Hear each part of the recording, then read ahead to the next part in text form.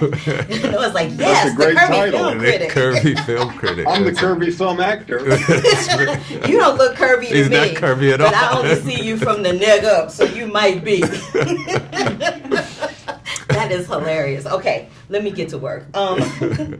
Did you guys get a chance to read the book the book that this film is based on prior to starting the project? Yeah, we did. I mean, that was the first thing I think both Nnamdi and I did was, pick up the book because that's sort of the Bible of this story. It's the beginning. It has everything in it. So it was a great jumping in, and he did an incredible job. I mean, it's a beautifully told story, and it really has everything you need to know. So it was a huge help. I did the audio book. I'm going to be honest. Ooh, you didn't even read. I did the audio book. I listened while working. But no, we talked about the book a lot while we were on set. It was so helpful for us as characters to read that and move forward. You guys worked really well together, and the one scene that I really was riveted with you by was that scene with the nurse administrator.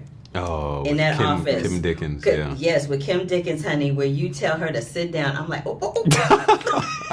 I'm like, oh, what's about to go down? Yeah. But I just wanted to tell you about that. That doesn't lead into a question. I just had to acknowledge that because it was very powerful and it was a turning point in the film. So I just wanted to acknowledge that for you. Well, the interesting thing, and our director Tobias mentioned this, and even when I met Danny in real life, his whole thing was, as a black man, he had to be silent for so long, and he was trying to get things moving forward, but there were so many doors that were in front of him. The way he presented himself really mattered, and even in terms of his boss. And so in that moment, which was a real moment, it was like the fuse was loose, like that he couldn't keep it in at that point. And so it was important to show it.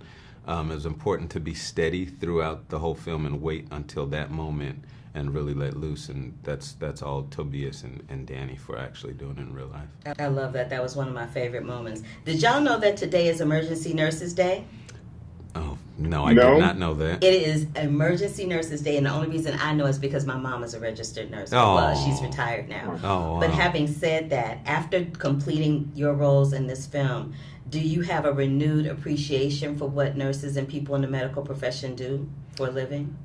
I mean, even before this film began, we were dealing with That's COVID, right? And Yeah. I think the whole world woke up and said, holy cow, we don't appreciate people enough. A lot of people, not just the nurses and the doctors, but everybody from the delivery guys to the, to the people that take care of us, people that take care, that are kind of invisible unless we need them. And then they're the most important people in the world. But when you don't need a nurse, you don't think about a nurse. Yeah. Until now. Now I think about nurses every day. I mean, without exaggeration, I think about this field every day. Like, what makes the world work?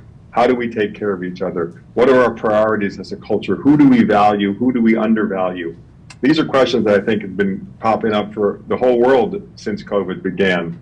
And it's important. I mean, this film happens to fall into that slot about medical care, and it has a lot of things to say about medical care. But the human beings that make up the front lines of medical care are true heroes. They are the people that we depend on. They're the most important people in the world. Agreed. You agree with that? Yeah. Real quick, true crime fan, yay or nay? Nnamdi? Yay. Yeah, absolutely. Noah? Yay. Cool. Well, thank y'all for your time. I appreciate you. You both were really stellar in the film, and I loved it very much. Thank you. Appreciate it. Thanks. Bye. Awesome.